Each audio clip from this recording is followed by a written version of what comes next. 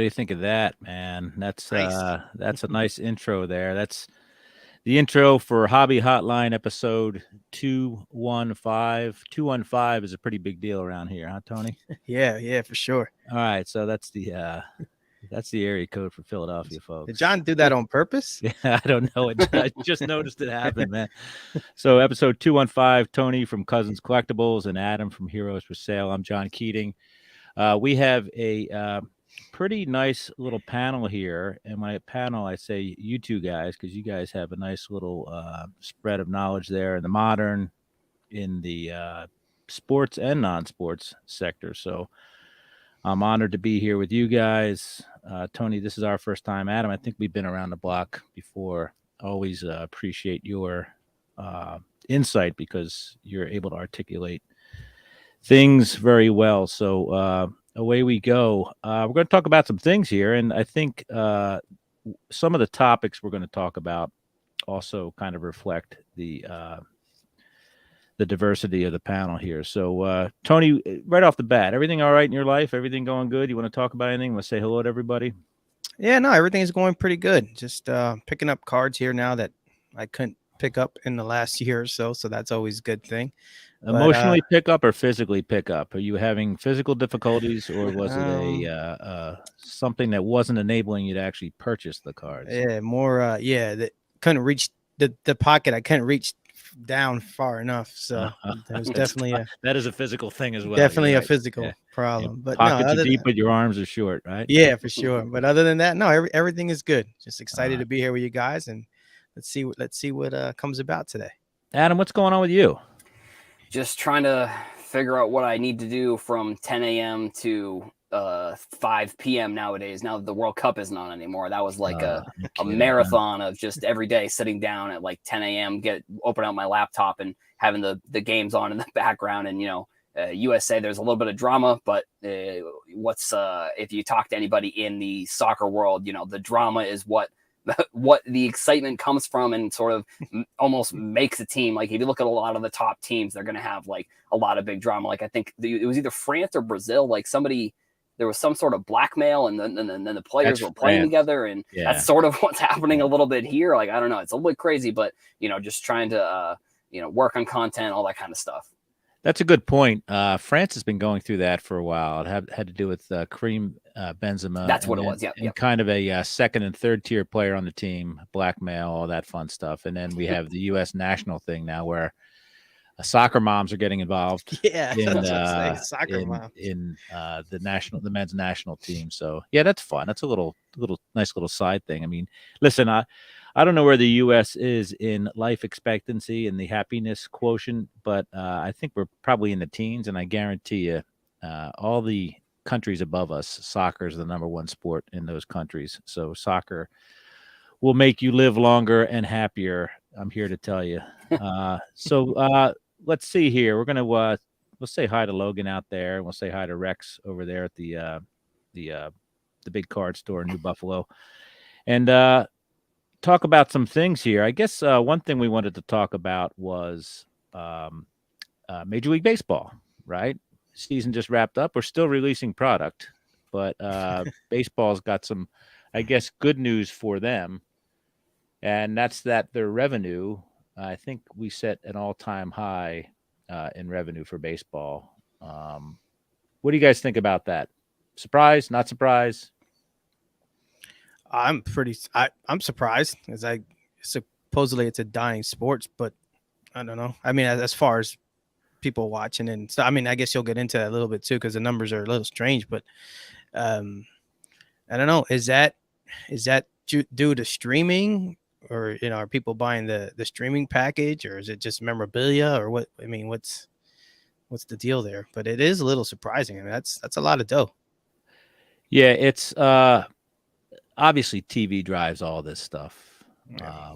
And when I say TV, I mean stuff that you're referring to, streaming and packages and all that stuff. So that has a huge impact on things. I think that, and I've thought for a very long time, and there's several both recent and ongoing cases for the backup. My opinion is that you can't lose as a sports team owner, especially if you had a team for 10 years, 15 years, 20 years. You can't lose money. It's impossible. I came to that realization when the Bidwells moved the St. Louis Cardinals to Arizona, and they were tenants at Arizona State's stadium, which was all metal bleachers, no frills. I don't even think they could sell alcohol, and they were there for years making money. And then same city, we have the Phoenix Coyotes now playing in a Arizona State's gym, I think, or the arena with under 10,000 people a game.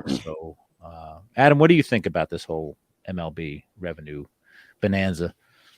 Yeah, I guess I kind of have two thoughts. Like, well, the first one is that I never want to hear the owners talk about how, a lockout is affecting their revenue ever again. It is so nauseating to hear billionaires complain that they're not making, and for most of the owners, this is like a second or third or fourth or fifth or sixth or seventh business. So it's like, it's for them, it's just a number on an Excel spreadsheet, realistically. Like, but at the same time, I never want to hear them talk about how, the revenue is down or anything along those lines, because that's just not true. Like, we can just point to the numbers and say, like, you just had the best year ever. And my second thought is, I would guess it has to do probably with, they put the Nike logo on the jerseys, they signed the big deal with Apple TV, like those two, sponsorships. I don't know if you call Apple sponsorships more of a streaming deal, but it's an advertisement deal as well, I think, with Apple.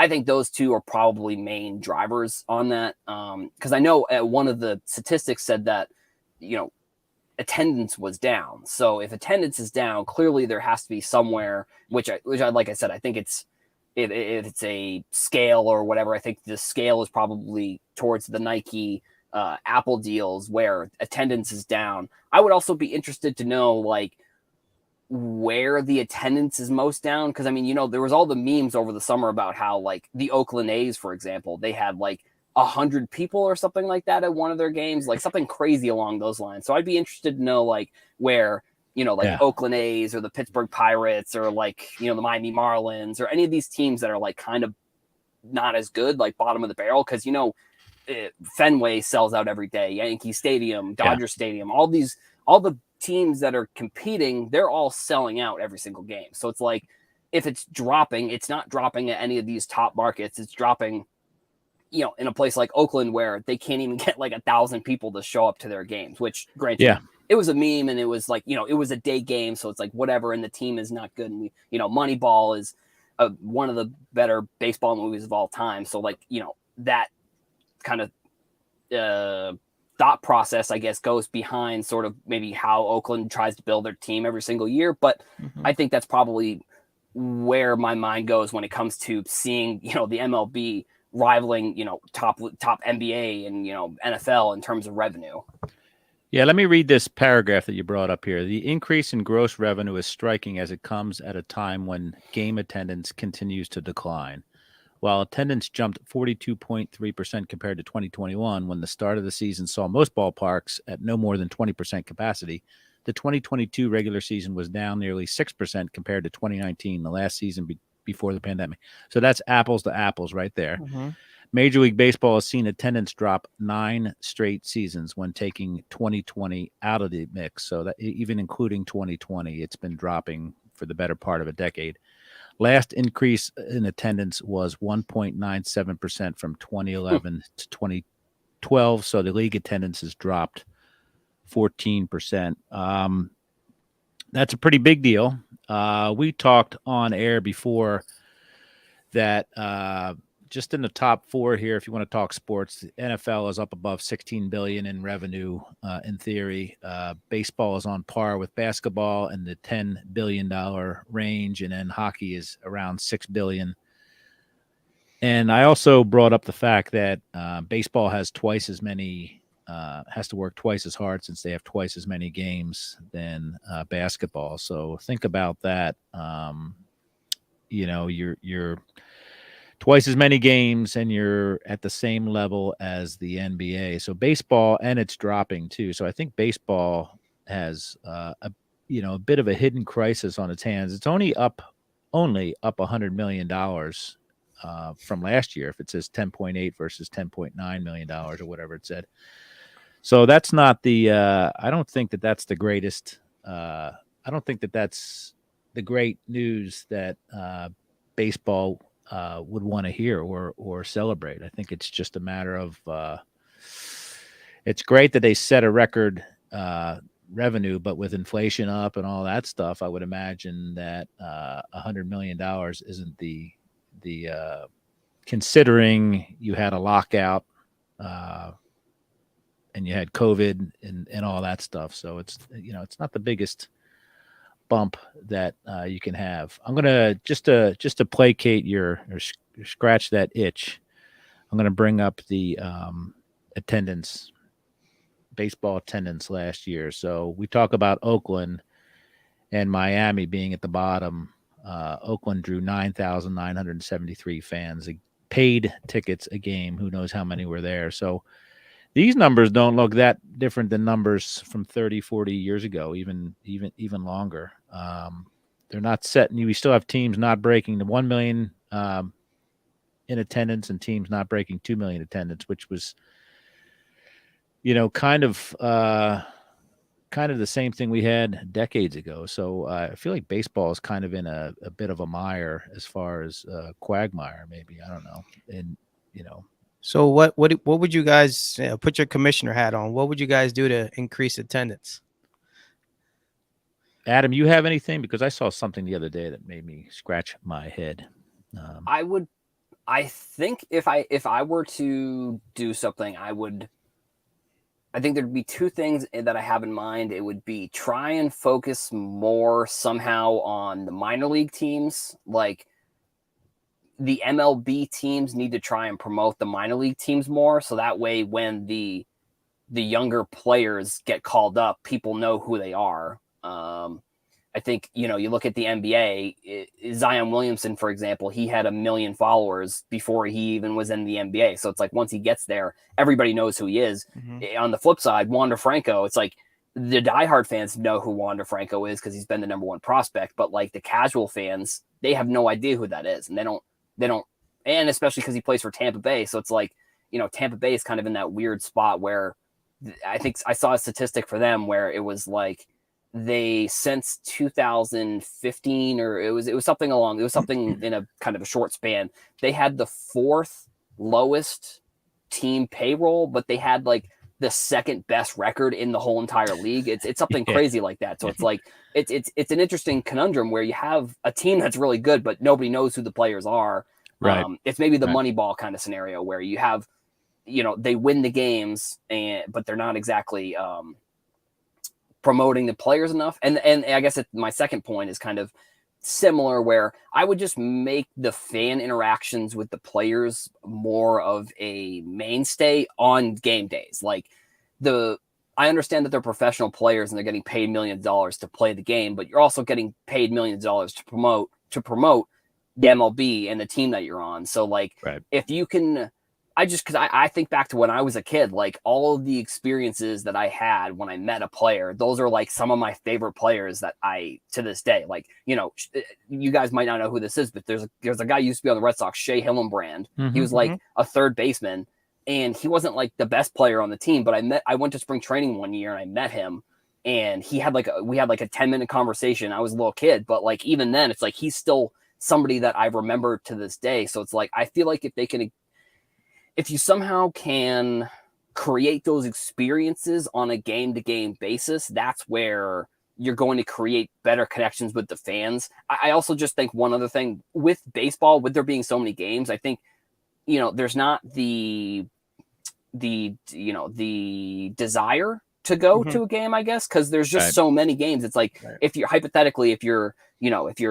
thinking about going to a game, it's like if you miss that game, you can just go to one literally the next day and then same day and then the same and the same and same. It's each day of the summer you can do that. So I don't know. I don't know if reducing the amount of games is a realistic option, but that's something that I would look into as well. It's like figure out how to maybe instead of these 3 and 4 game series, maybe make them 2 and 3 and then just reduce the amount of series in a season. I don't know. Maybe figure it out that way, I suppose.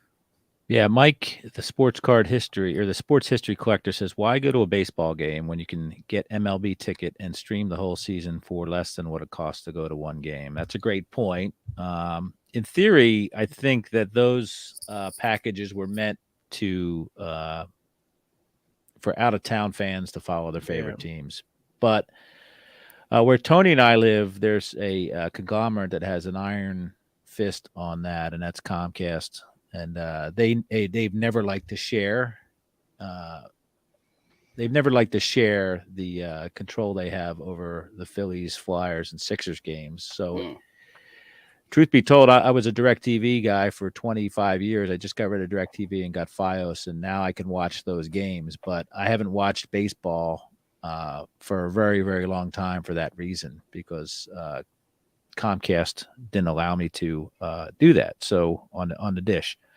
So let me share something with you guys real quick here. Something that I popped up on Twitter the other day. Progressive Field renovations in Cleveburg. The Guardians finalized their plans. What I found interesting about this is it seems to be all the renovations have to do with taking seats out and putting in more beer gardens and stuff like that, which is, I've been to some baseball games over the year at Citizens Bank in Philly, and it seems like there's always more people in the concourses than there are in the stands. It's an event.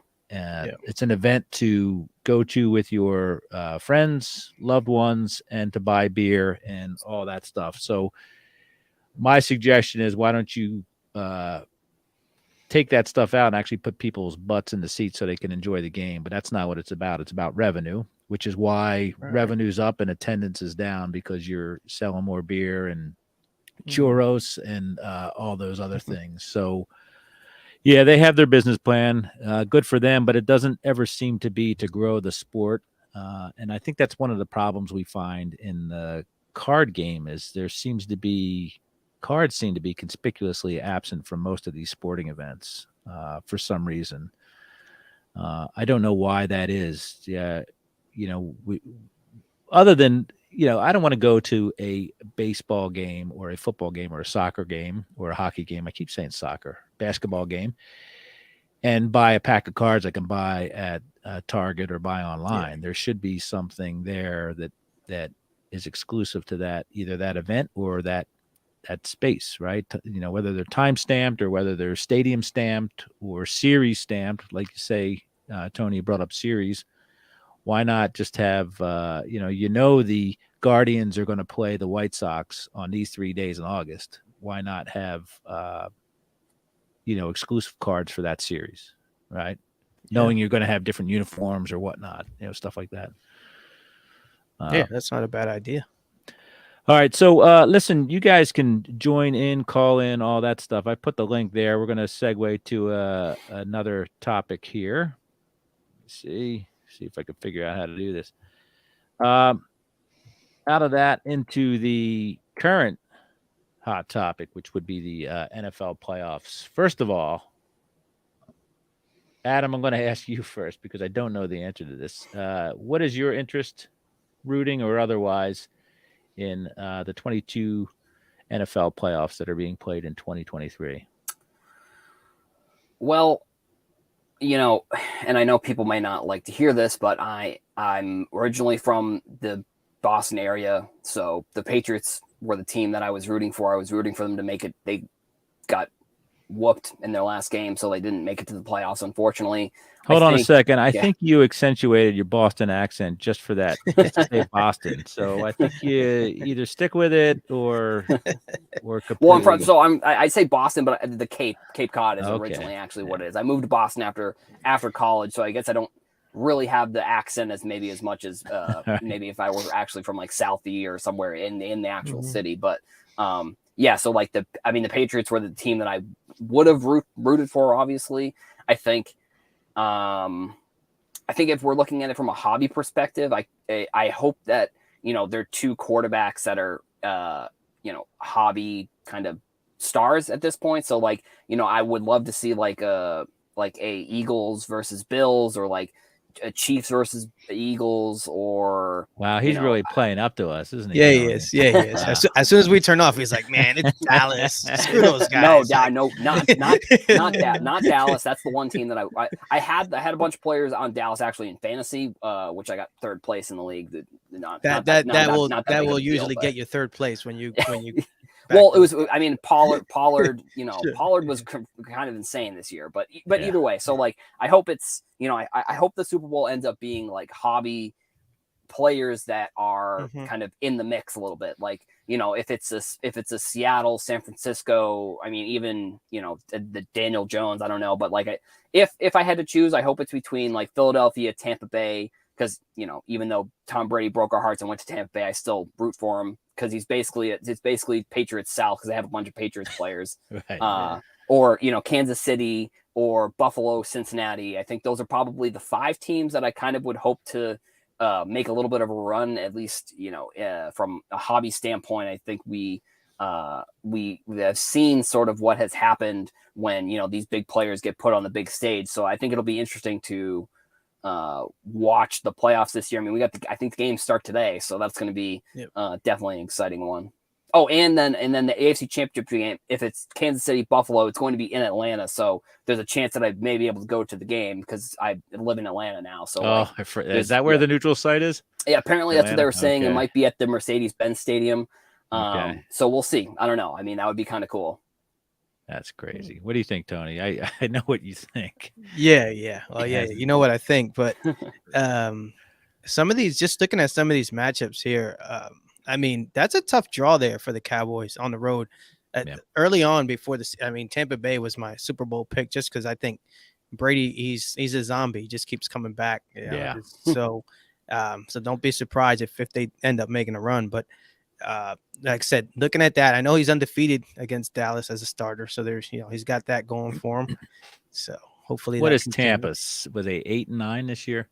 They are. Yeah, but but then it's like, he goes out and has a game where he throws 4 touchdowns to Mike Evans and they look like they're unstoppable. Then the next game, they can't get out of their own way. So, let's just hope, at least for this week, Monday night, that the right team, that the right version of the Bucs show up. Sorry to any Cowboy fans out there. Not really. No, you never have to apologize for that. I think there was a stat that Brady doesn't play very well after. I think the joke that I heard was after his bedtime. Okay. That's a late game. He doesn't play very well in like some of the night games, but we'll see. I mean, I think is this the first year that they've had a Monday night playoff game? I don't remember. So, yeah. It is, and I think it's ridiculous. I think that's ridiculous, especially since it's asymmetrical, right? It's not like it's not like there's one from each conference on Monday night. There's Saturday, 2 Sundays in the AFC, and there's a Saturday, Sunday, and Monday in the NFC, which makes no sense. Just do a Saturday 1 o'clock, like that. And people love football. I mean, people are gonna watch an 8 o'clock game on a Sunday night, right, or whatever, right? It's like we're hooked. There's no need to tinker with the formula. The people in the Central Time Zone and the Mountain and the Mountain and the Pacific Time Zones, I think they've always had it easy. They get to watch a game at 10 a.m. most weeks, and their night is over by 9 o'clock on Sunday night, right? Where East Coast folks are dragging into work on Sundays and Mondays. Do you think we're going to have another last Tom Brady football touchdown pass floating around? I think that, honestly, I think that the market has, I think we won't get, I'm hoping, at least, I don't know, but I'm hoping that we don't get any sort of last Brady sale until he's like in the Hall of Fame or something. Cause at any point he could, like, he literally this offseason was just like, yeah, actually, no, I'm not going to retire. So like, who knows if like in a year or two, like I hope he doesn't do that, just cause like, I thought, being a Patriots fan, I thought we were going to see Brady in Tampa and it was going to be like seeing Joe Montana with the Chiefs, but then he won the Super Bowl. So I guess it's a little bit different, but I don't know. I mean, I hope that people are smart enough not to, buy the last Brady thing or the last whatever thing until like, he's in the Hall of Fame or something like that. Yeah. It's, I think Brady's the greatest football player of all time. Obviously he's shown it on the field. There's no doubt about it. Freak all around, right? I mean, not only has he won all the Super Bowls, but the longevity. That's not easy for that position, especially. They get a lot of hits. It's an exciting postseason, though, for the hobby, I think. There's so many. There's the GOAT, and then there's up-and-coming GOATs. There's mid-level GOATs, right? I mean, think about it. You have Brady, you have Mahomes. You have the folks that kind of are, you have your Josh Allens and your Herberts and your Lamar Jacksons and your Burrow, and I don't know if you have Tua or not, but you also that's have what I'm saying. You have you have the young guys, right? You have Trevor Lawrence, right? Trevor Lawrence is, since he's been a pro, has been under the radar, right? He was the biggest thing for 2 years at least. Since he's turned pro, he's under, and here he is in the playoffs in the second year, which is phenomenal. And you have these no names in San Francisco that are making a big stink, and then Geno Smith in Seattle. So it's really exciting. Quarterback obviously drives the football card market. Yeah. So man, they couldn't ask for anything more. I guess this is, maybe it's Panini's last great thing for their football product, I guess. Who's got the most to lose and the most to win here, as far as in the hobby, do you think? Let's see, most to win is probably. Are we done with Herbert? I mean, if Herbert, as I was gonna say, washes out here, like, man, he's got something to lose. He definitely has something to lose, because if he falls off now, it's just like, I always see him as just like all the other Charger quarterbacks, Phillip Rivers, just guys that are really good but just can't get over that hump. And as long as Kansas City's there, it's going to be tough, because you got to get through them. You got to get through your own division first. It would be nice if they were in, but I just don't see it. So he's probably, and it wouldn't surprise me if they don't get out of that first round, just because, I mean, Dougie West P Coast going to East Coast, right? Exactly. Always, you got Dougie P working his magic with Trevor Lawrence, and it's, so that definitely Herbert for most to lose, and most to gain is probably our guy. If Herbert makes a nice run, I mean, you're talking about, it's going to be. He's definitely on the uptick already, right? Yeah. So you're going to see that his stuff just shoot even further up, because he's that next. It's crazy how the whole quarterback dynamic has changed. Remember, everybody wanted that pocket guy, and now you have Allen, Mahomes, Lamar. Lamar's not as good with his arm as others, but you got that guy that they can run the RPO, and just, it's a whole different dynamic. The game is played a lot different now, and guys like Hurts, Mahomes, Allen are kind of now the new prototype. So it's played in the head, right? I mean, we saw, the Michael Vicks, and we suffered through McNabb, and these guys, what's going on in their head, they're 50-50 physically, but they have to be 100% mentally. And I don't know that all of these guys are that, but I know, like a guy like Hurts, arm or leg, but then he's also got a great head on his shoulders. Same with Mahomes. So, and Allen's kind of in that mode too. Allen will beat you with his legs and his arm and his head. So it's fun to see that. It's fun to see. Like I said, it used to be you leaned on one aspect or the other, but you can't figure Mahomes out. You can't figure Allen out, and you can't figure Hurts out. I don't know enough about Brock Purdy yet, but watch out for Brock Purdy. Yeah. I mean, a guy like Dak Prescott is, I think he's a smart QB with a good arm, but he's not gonna run all over you as well. So it's fun. I mean, it's fun as usual. It's fun being an NFL fan, I think. I used to be heavily invested in fantasy, but now it's now the real thing is just as engaging as the fantasy aspect. So predictions. Give me some predictions on the NFL postseason. Adam, we'll go with you first, because you're in the minority here, but go for it.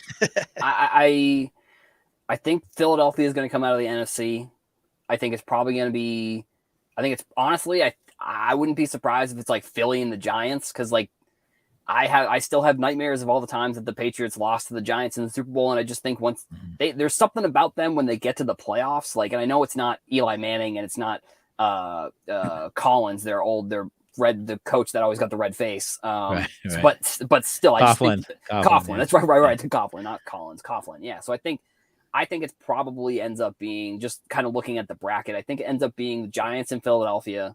And then in the AFC, I think I'm just going to go chalk. It's going to be Kansas City, Buffalo. And then I think Buffalo is going to make it. So I think it's going to be Buffalo, Philadelphia. And then from there, I mean, it's really tough. I think it's from That's there. Okay. You can stop right there, man. You don't need to. You're either going to break my heart. I'd rather it be that. Buffalo, we'll leave it up. Philadelphia. We'll leave it up to the fans to decide my pick. What about you, Tony? I have Eagles Niners in the NFC Championship. Okay. KC and Buffalo, and then we get our ultimate dream Super Bowl. This is the year, John. This is the year. Imagine how that 2 weeks would be. Oh, we can't. We need that. So it's going to be Big Red versus the Eagles, with the Eagles getting over the hump. Yeah, I mean, wow. So, yeah. All right. Well, I hope you're both right, and I'm a Philadelphia fan, but I'm also from Negadelphia, so I used to be too. I've had to turn a new leaf because it's just, I think we're a year out here in Philadelphia, but I'll take what we have right now. I mean, we have the one thing you can't discount maybe is playoff experience. So Philadelphia had a little experience last year in the playoffs. The Giants didn't, so we'll see what that plays in the young teams, stuff like that. So let me get to some of the comments. Sure. Being at home helps too. For Philly, sure. Just and because, that's why you play Jalen Hurts in Game 17 is to get the home field advantage instead of, if you didn't, then you were playing. If you gave him off week 17, then he's playing the next week. If you played him week 17, then he has the week between off. So that was the way to go for sure. Yeah. For sure. Mad City Brew. Let's see. He's a Packers fan, no doubt, right? Packers are a mess. They were a mess the second they gave Aaron Rodgers all that money and had to trade Devontae Adams. The battery says, I hope the Super Bowl doesn't turn out like the NCAA championship game. I'm a dog, but even found that game anticlimactic. Yeah, well, I think there's a lot more going on in the NFL, a lot more parity. I think the teams are closer to each other than college. We saw a lot there. Let's see this guy. Cowboys and Bucks get an extra day of rest. Only old people would factor in extra days of rest. So, Logan, I got you. Chris Harris, the Bills Eagles Super Bowl would be moved to the ECW. The table's out, baby. Okay, got you. Copy that. The DR says this year's playoffs is exactly why the hobby values quarterbacks over other players. I don't know whether it's a self-fulfilling prophecy, right? Is it, used to be you talked about the whole team or just defenses or stuff like that not too long ago. San Francisco's got a dynamic defense, but all we're talking about is Brock Purdy. So I don't know whether the chicken or the egg came first there. Zach stopping by to say hi. Have a great weekend. It's very nice of you. But he also has to say Fields will be a great quarterback when he gets weapons. Great head on his shoulders. Buckeye education, as Mr. Keating likes to point out. There are 0 Buckeye quarterbacks that made it big in the NFL. Look that up. Seriously. Jenny says hi. And Skull, good luck with that, Jenny. You guys don't even know how to shovel snow, and you're worried about playing football. Do we ever see a resurgence of NFL coach cards in modern products? I'm probably the only one here that remembers Wayne Fonts from the Detroit Lions, so I'm hoping that doesn't happen. But it's hard to, you rarely do you fire players in the middle of the season, but these coaches, there's a lot of coaching changes after, I don't know. The guy who came before the guy who's in New York now, the Giants, he wasn't even there that Joe long. Judge. He was wide receiver and special teams coordinator for the Patriots before he went to the Giants. And like literally the season before he went to the Giants, the wide receivers and the special teams were the worst in the whole entire league. And then which it's obviously the Bill Belichick connection there with the Giants. But when he went there, I was like, that's not going to work. That guy is terrible. He was the worst coach. Same with Patricia. Like somehow Patricia's the defensive coordinator, goes to be a head coach, stinks, comes back. He's the offensive coordinator. Like that doesn't make any sense. That's why the Patriots offense was so terrible this year, because they had, Patricia with his stupid little with his pencil. And like, oh, Adam's triggered for sure. And keep in mind that there's few ties to these guys. Like some of these players have the built-in marketability of being an Ohio State player or an Oregon, and you have those people that will collect cards from those colleges and then follow. Nobody cares where the coaches come from because they change jobs so often. They all that stuff. So there's no loyalty to any of these coaches, whereas you have people that will collect players from colleges and stuff like that. So I don't think I think it's a wise decision not to have coaching cards due to their longevity and the way they're constantly working on their resumes. Here we go. I like this. I like where you're going with that, Brian Shields. No shot the Giants make it. I will never poo-poo that idea because I'm fine with that. Psychic intuition over data analytics. Sure. I guess I agree with that. That's more of a baseball thing, man. I think one of the problems we have with baseball is that unlike the other sports, and this wasn't a planned topic, but analytics plays way into it more than execution, right? So that's one of the problems baseball has is, they use technology in every sport, but it's just crazy to me that we're worried about exit velocities and launch angles and stuff like that, and shifts when players just need to hit the baseball hit them where they ain't is still the key to the game, right? Yeah, again, you weren't playing. So if everybody's on the right-hand side, just practice hitting it to the left. Yeah. I know it's easier said than done, but I'm like, guys don't even try. But it's not unprecedented, everybody's Tony. over there. Hit it over there. And they tried that with I've said this before. They tried it with Ted Williams, and Ted Williams says, "All right, I'll hit it over there." Boggs, Gwynn, Ichiro, all those guys would have put it in the hole.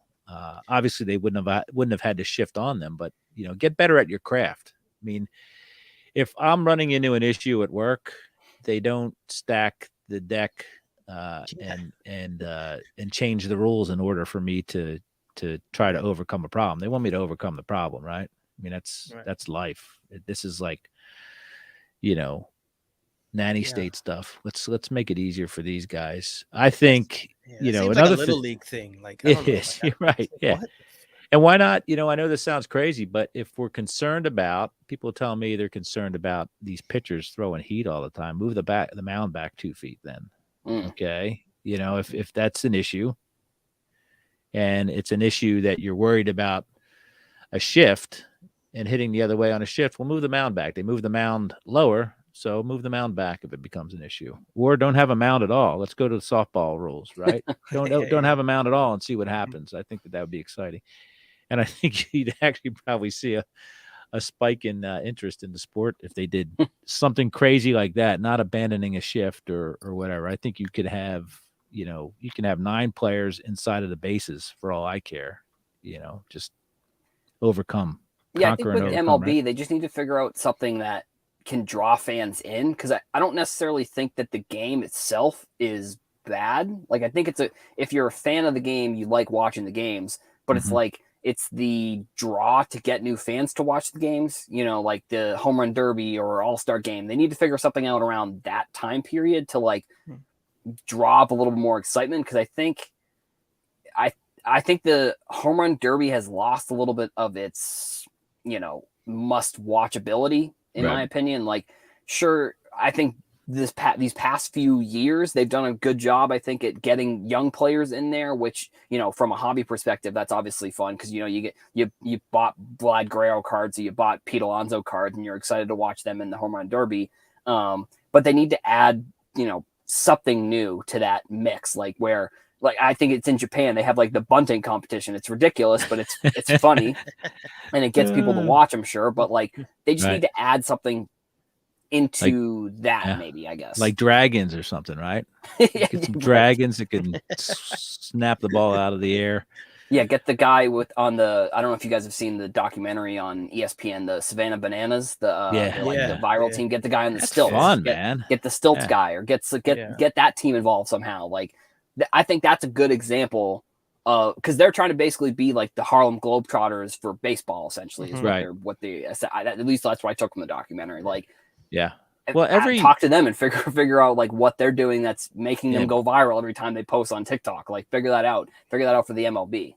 Every business has customer acquisition costs, right? But it seems like many of these sports, and I'm picking on baseball because we talked about it, but many of these sports don't want to do that heavy lifting. And these contracts seem to be these ridiculous contracts. The money they're given by the networks seems not to be tied to the interest of the sport so much as almost cross marketing and promotion for their other franchises, right? Yellowstone or whatever, I don't know. So stuff like that. It's, we don't get a true gauge of how popular sport is by the revenue or by the TV money being brought in, because these networks have they have other things on their mind, not just the sport, but cross marketing their own products, right?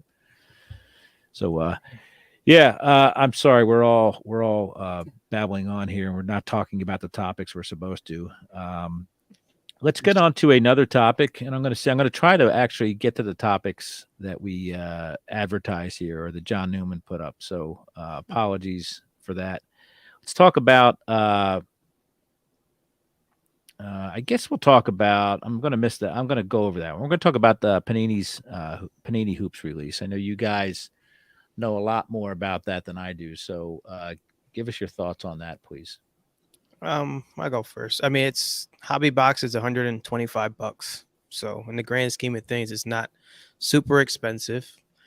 For me, that's just like I grew up with the 80s, 90s stuff. So Hoops was it. I didn't know any better. I didn't know until later on you get Upper Deck and Flair and stuff, but Hoops was it. And I just think like it's a cool way to just get kids involved.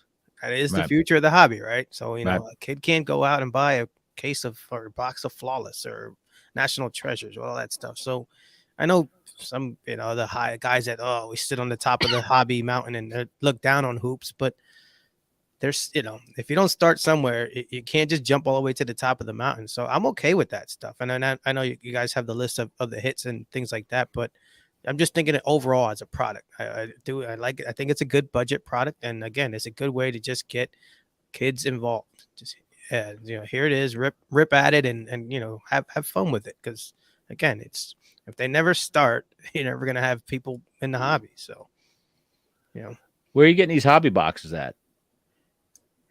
Good question. I saw online that it was, I haven't gone to the LCS to see, but I mean, it's we're not seeing these at Target, are we, or Walmart? No. I mean, you'd have to go to an LCS or I guess Panini America, right? Yeah, I think Target has the blasters. Okay. And are they? When was the release date on these? Do we know?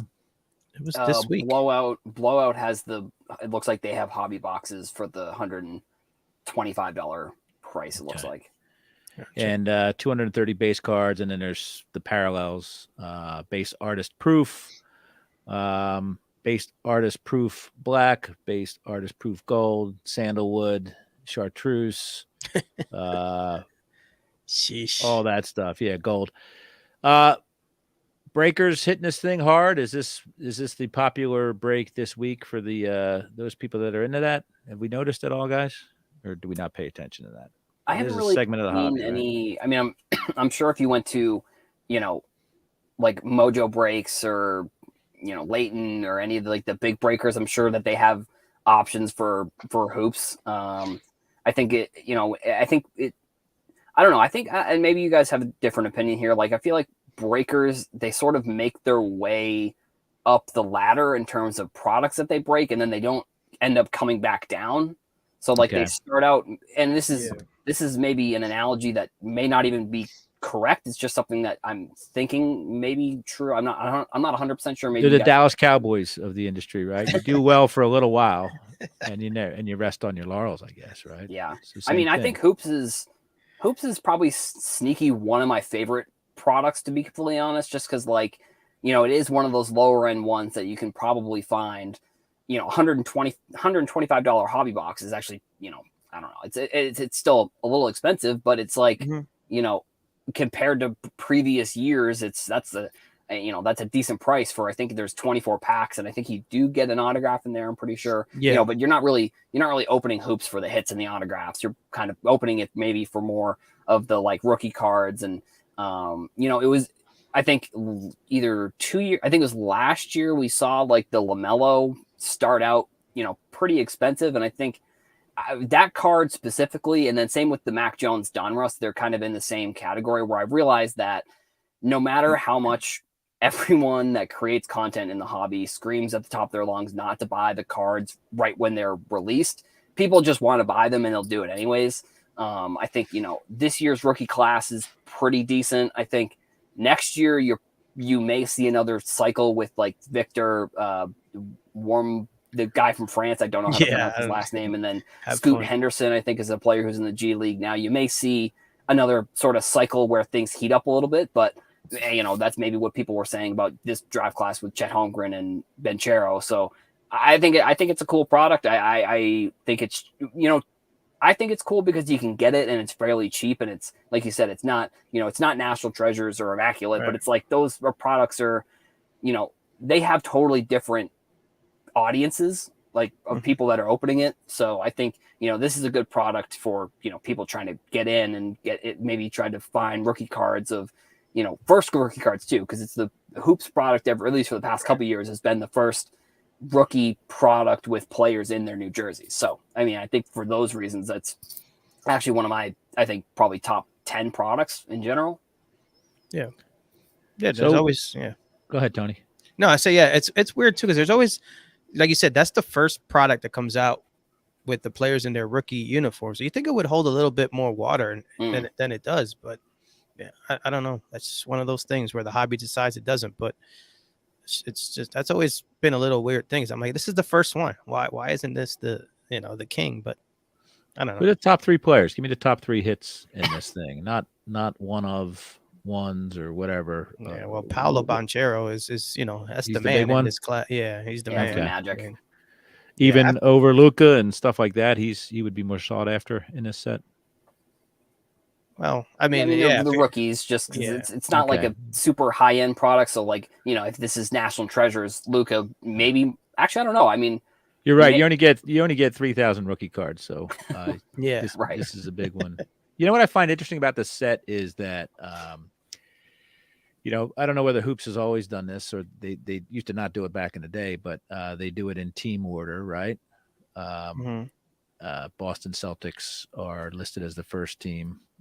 1 through whatever, but then there's some breakups in there, and I assume that's part of like for the Sixers, for instance, go in order until you get to Danny Green and DeAndre Jordan, which used to be Sixers, but they have them listed with their new teams. So there's some it's not as simple as all the teams players going in order. I guess they have to do they come up with the card number and the player number, and then once they change teams, they stay there.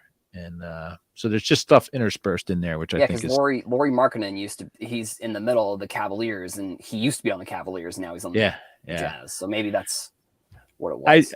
I personally, I never liked collation by teams. I always liked random collation, but of course that's the way I was brought up. And it was odd that you would have a player, I don't know how many times it happened with Topps or has happened with Topps in a regular set where you have back-to-back team in sequence, but Fleer kind of started that thing back in 1981. Teams.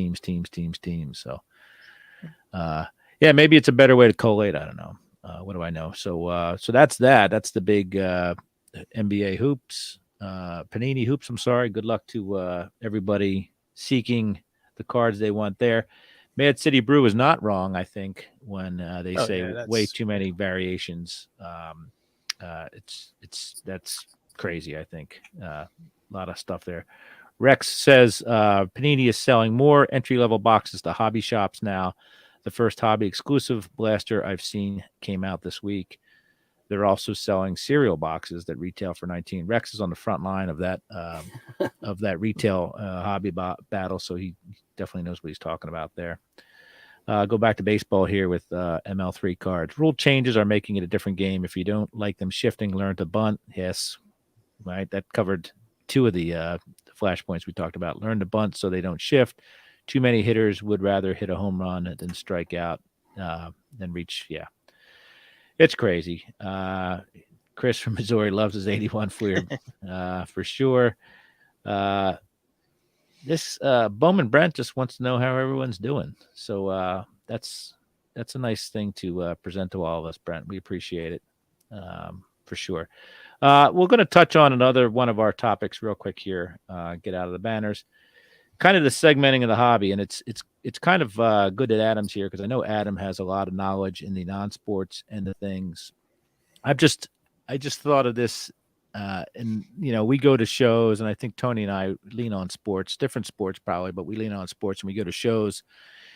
I'm sure Tony passes by some of the stands I go to or the tables I go to, and I would do the same for the ones he does. But we probably both agree that sometimes pops up, there's a big Pokemon or Funko Pop thing in the middle. So I feel like if you paid to go to a show and it gets to be where half the tables are clearly non-sport and half the ones are sport, I think everybody's kind of losing out there.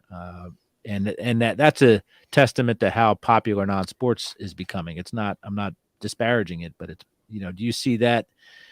I know non-sports has their own setups, but do you see that happening more and more, segmenting of these two sectors, Adam?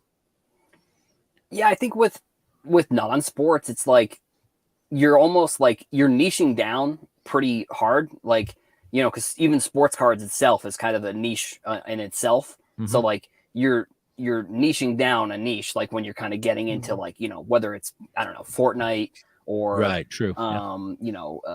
Dragon Ball Z or Pokemon or any of those kind of non-sports cards. And, I think that's one of the good things about the hobby is like that there are so many different options. Like you can find, Harry Potter, or you can find Marvel, or you can find any, for the most part, with some exceptions, you can find kind of any topic you're looking for within some sort of sports cards, in my opinion. Like, and some people might like that, some people might not like that. I think I look at it, I think it's only good. I think it's good.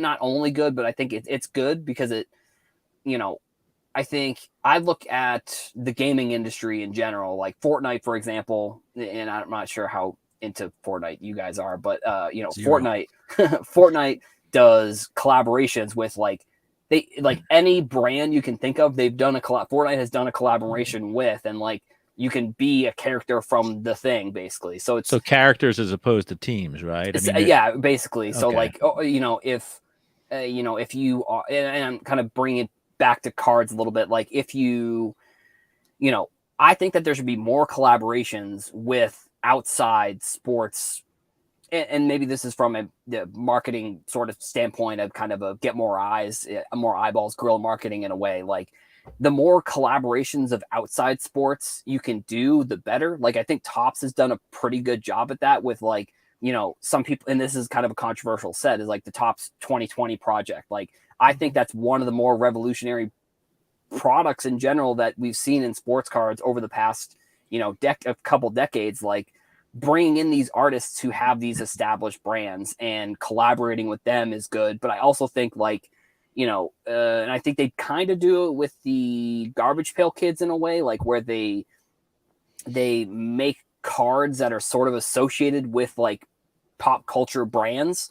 But I think going maybe another step further, and I think Leaf does this in a way. I don't know if their execution of it is exactly how I would do it, but like bringing in pop culture into cards is a way to get more eyes on it in general. Like, with Fortnite, for example, it's one of the biggest, it's going to go down as probably maybe the biggest, most important game of this generation in the world, not just the United States, Right. And Panini has done 3 different series, for the past 3 years with characters from the product. So I think, not from a non-sports perspective, I think it's good. And I wish that there were more collaborations that, Topps, Panini, Leaf, I guess Upper Deck did. Like, I guess Upper Deck kind of does Goodwin Champions, and then Allen and Ginter is that. Allen and Ginter is a big one. That's for sure.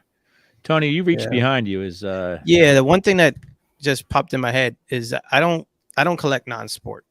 But the closest thing I do to non-sport is I do like when you touched on Adam, the Project 2020, but art cards, and they're always like, so I got this. It's from Lauren Taylor, and I collect Roberto Clemente. I'll flash it up on the screen here. That's beautiful, man. And this is one of my favorite, like her artwork like that. I think it's, and there's other players that she does, but to me, I love this stuff when it's done this way. But so at not the last Philly show, the one before, there was a toy show next to it. So at the toy show, they're selling toys and they're selling Funko Pops, stuff like that. So I went to the toy show first, and there was a guy set up selling Pokemon cards. Well, people are just walking right by.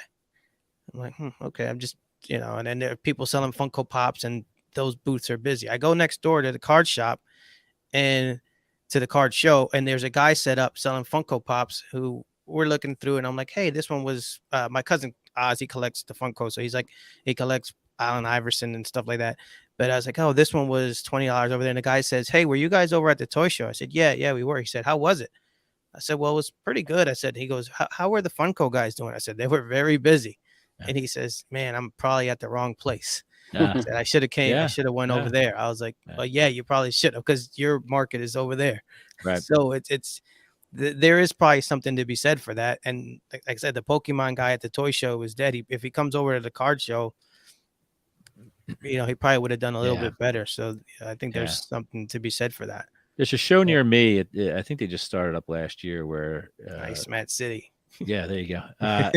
It was a 2-day show, but the one day I went the wrong day. One day was non-sports, and the second day, the Sunday, was sports. So that makes sense. It's and if you wanted to stay, you could stay, right? If you did both, you could just flip your table and put out some more stuff. So I think that's a nice little way to attack that problem. It's what I find interesting is that the cycle of collectors, and it's like planting a tree, right? A lot of kids grew up in the 90s with Yu-Gi-Oh, Pokemon, all that stuff, and now we're seeing these folks as adults, just like the junk wax era folks are kind of running that segment of the hobby, the baseball segment or sports segment. So it's a different way, and it's finally coming to fruition, because there's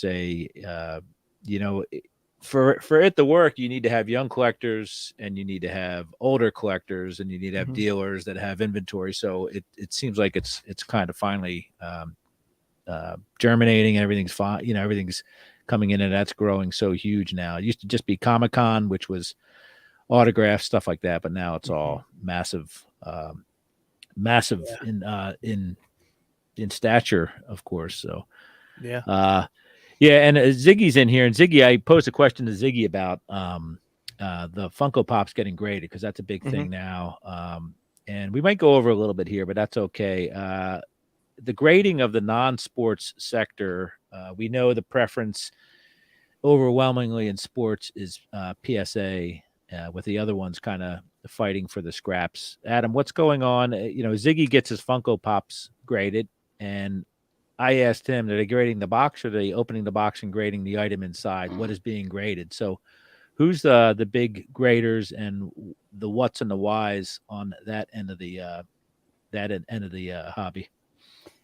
Yeah, I mean, I think with grading nowadays, you are kind of, what you're getting. You know what to expect. Like probably like 2019, early 2020, everybody was sending everything to PSA, and then I think that's how sort of PSA became what it is today in a way. Like that's why they had to shut things down for a little bit. That's why they became such a large company that they sold to or they ended up getting sold, like, with CGC and CSG. I think those two companies are together, and with them, they have the comics for them, their comic rating is pretty big. So like, if you want to get something maybe non-sport related, like maybe sending them to them would be good. Or I think SGC is another good option. If you're just, sending stuff to get graded that you just want in a graded case, like that's, another good option. I think with Beckett, I've noticed that Beckett definitely grades, or I mean, it's not that they grade more, but more people send like RPAs and like autographed cards there. And so I think each sort of sector is kind of niched out in a way, like where each thing has a thing, each company has something that they offer that the other companies really don't offer. Like, with PSA, it's like the value of your card. Like if you're sending a card to PSA, it's going to take a while, but you're probably going to get the most amount of value from it being a 10. Where if you're sending it to SGC, you're still seeing good amount of value for getting a high grade there. It's going to be quicker, but you're not going to get the return that you would if you sent it to PSA, but you will get it quicker. And then, like I said, with BGS, you're kind of sending in more RPAs, autograph stuff along those lines. And then I think, like I said, CSG, I think, or CSG, and then CSG, and then it's CGC right there. Yes, so right. About that. That's comics, right? Right. They've got the comics and all that kind of stuff. So I think those are, in my opinion, those are probably the top 4.